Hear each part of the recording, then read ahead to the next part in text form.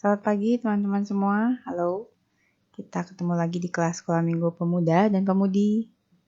Kita akan berdoa dulu sebelum kita memulai pelajaran kita. Tuhan Yesus, kami mengucap syukur untuk kesempatan kami boleh kembali belajar firman Tuhan di Sekolah Minggu. Kami mohon pimpinan dan penyertaan Tuhan supaya pelajaran yang akan kami bahas pada minggu ini bukan saja menambah pengetahuan kami, tetapi kami boleh ditegur, kami boleh memperbaiki sikap diri kami atas apa yang selama ini mungkin kami anggap biasa, bahkan kami anggap remeh. Terima kasih Tuhan Yesus, kami serahkan pelajaran kami ke dalam tangan-Mu. Amin. Nah, kita udah mulai masuk ke tema perjamuan Tuhan sejak minggu lalu ya. Nah, minggu ini kita mau belajar satu bagian firman Tuhan lagi, diambil dari 1 Korintus pasal 11 ayat 17 sampai 34. Kita nggak akan bacakan perikop ini, tapi saya mau langsung masuk ke ayat yang ke-20 sampai ayat yang ke-22. Nah, di sini kalau teman-teman lihat, disinggung mengenai apabila kamu berkumpul, kamu bukan berkumpul untuk makan perjamuan Tuhan. Nah, bayangan kita kan kalau perjamuan Tuhan itu kita lakukan biasanya nggak di rumah jemaat ya. Kalau gereja kita kebiasaannya, kita melakukannya di gereja. Lalu kalau perjamuan Tuhan juga kita bukan makan yang banyak, tapi kita kan cuma ambil hosti sama minum anggur ya juga cuma seteguk paling gitu ya. Nah, tapi kalau tadi yang kita baca di ayat 20 itu, kesannya kamu berkumpul untuk makan perjamuan Tuhan. Nah, kira-kira kalau dalam konteks ini, perjamuan Tuhan ini kok jadi kayak perjamuan kasih juga ya gitu. Dan memang kalau perjamuan kasih ada itunya di buku. Ya, nah kalau di buku itu dijelaskan memang ada perjamuan kasih yang mendahului perjamuan Tuhan gitu di masa jemaat awal-awal dulu itu. Nah, sehingga kalau orang berkumpul, jadi mereka makan itu nggak cuma sekedar satu keping hosti dan minum seteguk anggur, tapi memang makan porsi yang cukup gitu untuk kenyang. Nah, tetapi Paulus ini menegur jemaat di Korintus karena perjamuan kasih yang harusnya dibagi rata, makan bersama-sama semua jemaat, ini menjadi suatu acara yang tidak adil. Jadi bukan perjamuan kasih lagi, perjamuan tidak kasih gitu. Nah, kita akan lihat di ayat yang ke-21 dan ayat 22. Saya bacakan sedikit. Sebab pada perjamuan itu tiap-tiap orang memakan dahulu makanannya sendiri sehingga yang seorang lapar dan yang lain mabuk. Apakah kamu tidak mempunyai rumah sendiri untuk makan dan minum? Atau maukah kamu menghinakan jemaat Allah dan memalukan orang-orang yang tidak mempunyai apa-apa? Apakah yang kukatakan kepada kamu, memuji kamu? Dalam hal ini aku tidak memuji. Nah, jadi kalau di buku juga dijelaskan, memang jemaat di Korintus ini kebanyakan bukan orang Yahudi, tapi orang-orang non-Yahudi yang percaya. Nah, lalu kebiasaan untuk melakukan perjamuan Tuhan ini dilakukan di rumah jemaat. Ya otomatis untuk bisa menampung jemaat yang cukup banyak, yang bisa melakukan adalah jemaat yang punya kemampuan keuangan cukup, yang bisa dibilang mungkin istilahnya kaya gitu. Nah, tapi masalahnya yang tadi dibahas itu kenapa bisa yang seorang lapar, yang seorang mabuk, itu karena orang-orang kaya ini ketika mereka mengundang jemaat lain untuk berkumpul, mereka nggak mau tunggu, tapi mereka malah asik makan makanan yang mereka siapkan sendiri, lalu mereka jadi sampai kekenyangan. Nah, giliran saudara seiman yang nggak terlalu punya datang dengan membawa makanan yang lebih sedikit dan seadanya, ya mereka makan bawaan mereka aja gitu. Jadi nggak ada keadilannya, nggak ada kasihnya gitu. Itu yang dibilang sama Paulus, memang nggak punya rumah untuk makan minum sendiri gitu. Jadi kayak mengpang-mengpeng gitu ya, makan di persekutuan gitu. Nah, ini yang ditegur oleh Paulus. Dan mungkin kalau di kita untuk perjamuan Tuhan kita sih nggak sampai yang pengen ngambil hosti serawu gitu misalnya ya makan kenyang gitu di dalam perjamuan. Tapi kalau dalam perjamuan kasih kita gitu, nah itu gimana? Apakah kita bisa mengingat saudara seiman kita yang lain gitu ketika mereka belum kebagian, apakah kita mau mengingat mereka, porsi makan yang kita ambil secukupnya seperti itu. Itu penerapan yang langsung buat kita. Itu poin yang pertama yang menjadi titik pelajaran kita. Ya, lanjut ke poin kedua. Masih dari buku juga. Tadi sempat dibilang bahwa ini ada perbedaan orang kaya dan orang yang kurang kaya gitu ya di antara jemaat. Jadi memang kan kalau diingat-ingat apa yang dilakukan sampai di waktu orang Korintus ini kan udah jemaat kesekian ya. Nah ini sebetulnya ada budaya yang terus dikembangkan itu ya, dijaga mungkin, dijaga sama orang Yahudi sebagai misionarisnya ke orang-orang Korintus supaya yang lemah ditopang oleh orang yang lebih kuat dan yang kuat mengasihi orang yang lebih lemah. Itu di internal jemaat maksudnya ada saling topang begitu. Jadi waktu orang-orang yang punya kekayaan lebih banyak, harusnya mereka memang terpanggil untuk mensupport yang lebih kurang. Jadi membuka supaya rumah mereka bisa digunakan itu. Karena praktisnya memang sejak kalau ingat lagi di Kisah Para Rasul itu kan yang dipakai untuk jadi tempat-tempat memecah roti dan terus bersekutu itu bukan hanya di sinagog ya, tapi berpindah gitu dari satu rumah ke rumah yang lain. Nah sebetulnya mungkin ini tafsiran yang pribadi gitu. Mungkin ada sedikit bergeser. Jadi orang-orang mengandalkan orang-orang yang kaya untuk bisa rumahnya dipakai perjamuan. Padahal mestinya kan nggak begitu. Tetap aja orang-orang miskin juga bukannya mereka nggak bisa sediakan tempat. Nah ini kan jadi seperti kalau ada rumah yang besar bisa kita pakai.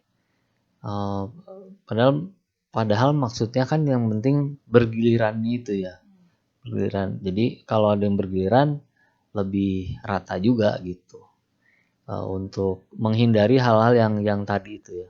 Yang memanfaatkan terus jadi orang yang didatangin rumahnya itu jadi punya beban sendiri. Bayangin kalau misalnya yang miskin itu emang udah dari hari kemarin kurang makan, mereka datang ke perjamuan dan mungkin jadi ngabisin makanan orang lain gitu ya, karena minta perlu porsi lebih banyak gitu. Tapi hal-hal negatif ini yang kemudian sama Paulus ditegaskan, hati-hati masuk ke dalam perjamuan. Jangan sampai bukan soal, kan kita ngertinya perjamuan Tuhan itu soal kecukupan itu ya. Tapi kalau ngomong perjamuan kasih, kita ngomong soal yang kritiknya Paulus itu, bahwa ada orang yang makan tapi lalu ayat 20 tadi bilang bukan berkumpul untuk makan perjamuan Tuhan. Sebab ayat 21, sebab pada perjamuan itu tiap-tiap orang memakan makannya sendiri, sehingga yang seorang lapar dan yang lain mabuk gitu.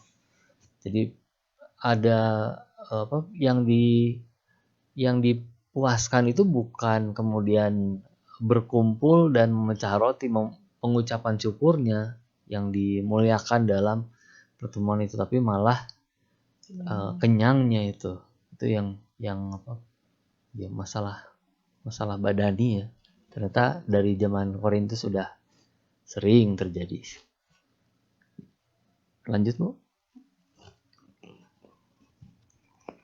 Nah, masuk poin yang kedua ini mengenai sikap yang benar dalam mengikuti perjamuan Tuhan. Jadi kita sudah bergeser lagi ya dari tadi perjamuan Tuhan dan perjamuan kasih, kan kita fokusnya ke perjamuan Tuhan yang memang memperingati pengorbanan Yesus. Ya kita kemarin di kelas pemudi sempat disinggung, itu kan berawal dari persiapan Paskah gitu ya, ada pengorbanan dari perjanjian lama juga sebetulnya sudah ada pengorbanan itu ya, sudah ada darah yang tertumpah walaupun dari domba gitu kan untuk persiapan Paskah itu. Nah, lalu di Paskah waktu Yesus mau disalibkan, dia menjelaskan bahwa pengorbanannya itu menjadi anak domba Allah yang dicurahkan darahnya gitu ya, dan roti yang diperlambangkan itu menjadi tubuhnya. Nah, kembali ke kitab 1 Korintus ini memang dijelaskan itu lagi di ayat yang ke-23 sampai ayat yang 26. Itu Paulus mengulangi apa yang Yesus katakan ketika dia melakukan perjamuan terakhir dengan murid-muridnya. Nah, lalu dilanjutkan di ayat yang ke-27 sampai ayat yang 32. Nah, ini yang dibahas mengenai sikap yang benar itu. Yang pertama kita lihat dulu di ayat 27 misalnya. Jadi barang siapa dengan cara yang tidak layak makan roti atau minum cawan Tuhan, ia berdosa terhadap tubuh dan darah Tuhan. Nah, ini jadi pertanyaan juga nih Pak, cara yang tidak layak gitu. Apa gimana nih gitu? Memang sih kalau yang lihat konteksnya tadi yang kita bicarain di atas itu ya, soal orang datang dalam perjamuan. Tapi kalau ngelihat ke bagian-bagian bawah di penjelasannya, orang-orang yang yang ikut perjamuan itu harus ikut syarat-syarat, beberapa syarat tertentu ya. Misalnya nih, kalau yang dilihat dari agak mundur ya. Jadi rentangnya dari 23 sampai 32 ayatnya tuh. Itu saya bikin catatan kecilnya. Yang pertama misalnya orang harus ngerti bahwa yang namanya perjamuan Tuhan itu peringatan akan kematian Kristus. Jadi bukan sekedar kita datang mau makan hosti dan minum anggur. Beberapa gereja mungkin pakai anggur beneran ya, anggur kolesom gitu. Jadi pas minum tuh gluk-gluk gitu kan, haus gitu. Iya, atau jarang minum anggur kolesom gitu. Kesempatan di gereja. Biar memuji Tuhan setelah itu lebih semangat gitu. Maksudnya kan bukan ke situ ya, bukan kita lagi memperingati. Jadi khusyuk tenawan itu. Hikmat. Ya, hikmat. Harus dengan hikmat. Karena ini lagi mengingat Tuhan yang sudah mati di kayu salib. Ini bukan soal mau nyanyi bersemangat lalu pakai alkohol sebagai pendukung gitu ya. Tapi ini adalah peringatan dan itu harus dijalani bahwa sambil diingat gitu bagaimana Tuhan Yesus sudah berkorban untuk kita. Itu yang seringkali miss mungkinnya dari peserta perjamuan gitu. Bahasa lainnya tuh tubuh yang dipecah, darah sebagai meterai perjanjian itu harus kita harus kita ingat bahwa perjamuan Tuhan itu nggak seseremoni itu juga gitu. Ya dia memang seremoni yang kita lakukan untuk mengingat sebagai pengingat pemberitaan kematian Tuhan. Tapi melakukannya harus terus dijaga kehikmatan gitu. Itu mungkin ya Bu. Nah, lalu juga di sini dibilang di ayat 28 sampai 29. Karena itu hendaklah tiap-tiap orang menguji dirinya sendiri. Dan baru sesudah itu ia makan roti dan minum dari cawan itu. Karena barang siapa makan dan minum tanpa mengakui tubuh Tuhan, ia mendatangkan hukuman atas dirinya. Nah, di ayat yang ke-30 sampai 31 itu dijelaskan juga apa akibatnya kalau tidak mengakui tubuh Tuhan itu. Nah, kebayangnya kita mengakui tubuh Tuhan itu kan mengakui pengorbanan Yesus ya, yang sudah mati di kayu salib. Jadi kalau kita ikut perjamuan tanpa mengimani itu, berarti kita sedang melanggar nih gitu ya, sikap yang betul itu.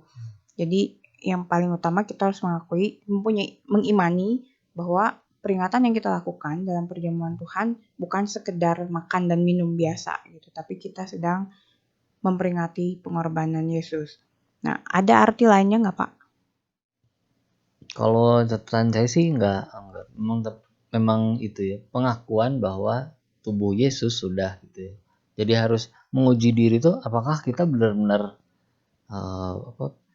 melakukan perjamuan Tuhan itu, mengikuti perjamuan Tuhan itu, apakah kita benar-benar melakukannya dengan kehendak untuk memperingati, atau kita hanya ikut seremoni aja. Nah, ini jadi persoalan. Karena di bagian yang tadi disebut itu, kalau misalnya ayat 30 tuh ya, banyak di antara kamu yang lemah dan sakit dan tidak sedikit yang meninggal. Ketika melakukan kesalahan di ayat 30, ayat 31-nya bilang, kalau kita menguji diri kita, hukuman tidak menimpa kita. Jadi kalau orang yang tidak melakukan itu dengan menguji diri, dia bisa dapat dijatuhi hukuman. Ya, akibat berdosa ada penghukuman, dan tidak sedikit yang jadi lemah tubuhnya, sakit, bahkan ada yang meninggal ya karena perjamuan. Itu aneh sih memang, tapi kenyataannya begitu kata Paulus di jemaat Korintus ya. Buat praktek sekarang kan memang kayaknya masa sih sampai meninggal gitu ya. Tapi bayangkannya tuh kalau kita berdosa dan tidak diakui, itu merusak diri kita sendiri.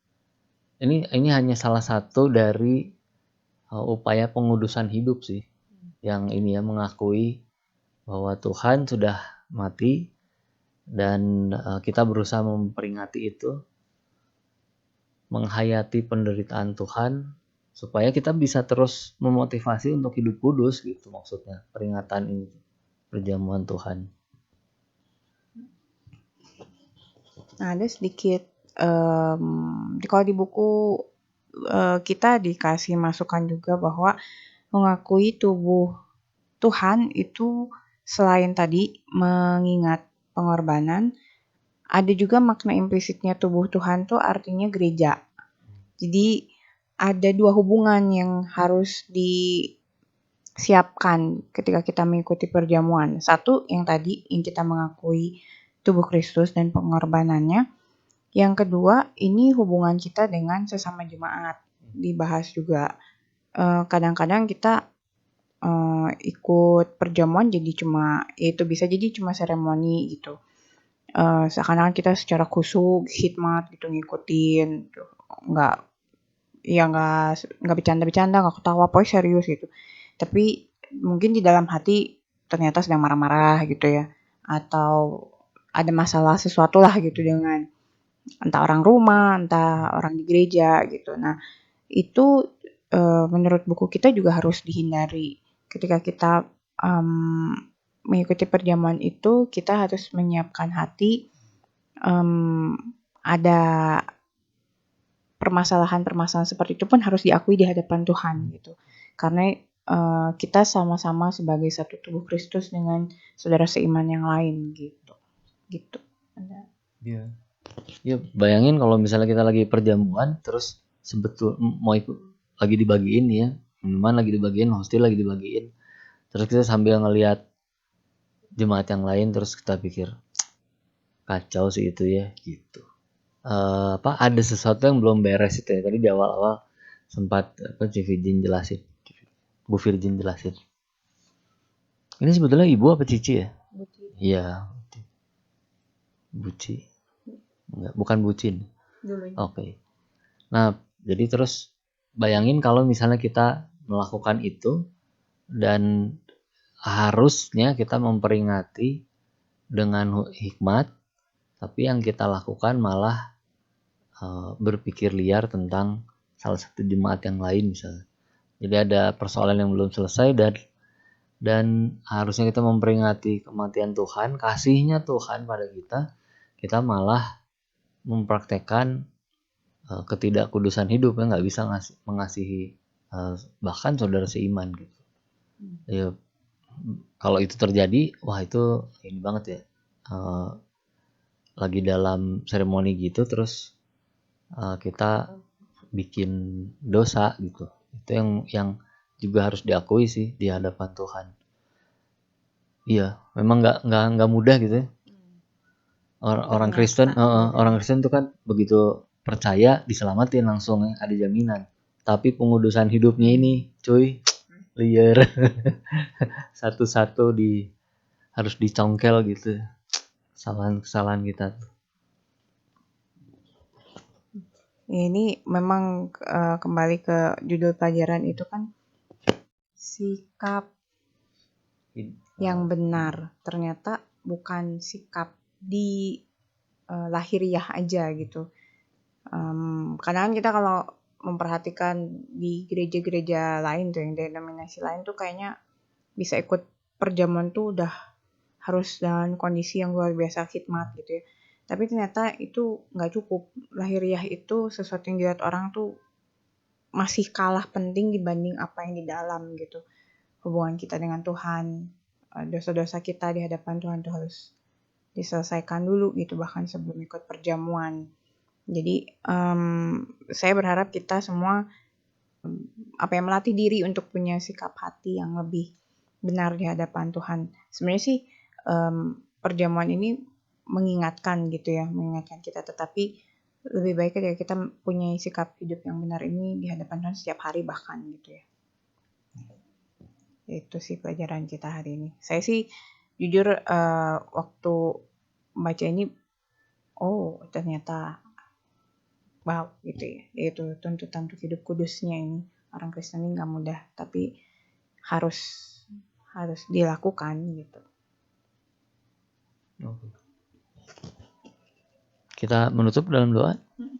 Semoga kita termotivasi terus untuk bisa hidup kudus, termasuk juga waktu kita menyiapkan diri dalam sebelum ikut perjamuan misalnya. Dalam waktu dekat kayaknya akan ada perjamuan sih. Biasanya awal tahun ya. Iya, awal tahun. Akan ada perjamuan dan semoga kita bisa waktu Pendeta Raymond misalnya mengarahkan di grup WhatsApp untuk silakan jemaat menyiapkan diri. Nah ini jadi satu motivasi juga buat kita untuk oh ya saya mau menyiapkan, saya nggak mau ikut perjamuan dalam kondisi berdosa. Soalnya Tuhan udah mati buat saya dan saya mau menyiapkan dengan sungguh-sungguh. Jadi motivasi gitu untuk kita bisa jaga hidup lebih kudus tiap hari gitu. Oke, kita berdoa ya. Bapa kami yang di surga, kami bersyukur pada pagi hari ini kami bisa melihat lebih dalam beberapa bagian dari 1 Korintus yang menjelaskan tentang perjamuan Tuhan. Kami menyerahkan apa yang sudah kami cermati ini, kami renungkan, kiranya Tuhan beranugerah, Tuhan menyiapkan kami untuk bisa hidup lebih kudus, lebih baik, lebih meningkat dari waktu ke waktu. Sehingga kami boleh semakin hidup seturut dengan kehendak Tuhan, bukan dipimpin oleh kedagingan, apalagi oleh si jahat. Kami menyerahkan semua yang kami bisa lakukan, supaya kami punya komitmen baru untuk menjaga hidup kami lebih kudus dari waktu ke waktu. Terima kasih Tuhan Yesus, terima kasih untuk pelajaran hari ini. Kiranya berkat Tuhan boleh kami alami, boleh kami rasakan, dan melimpah dalam hidup kami, sehingga kami terus bisa menjadi motivasi untuk mengikut Tuhan lebih sungguh lagi. Terima kasih Bapa di surga, kami serahkan seluruh doa kami dalam nama Tuhan Yesus. Amin. Terima kasih. Jangan lupa nanti sore Natalan pukul 4. Ya. Dan kebaktian tetap ya jam 9:04. Walaupun kayaknya iya ya.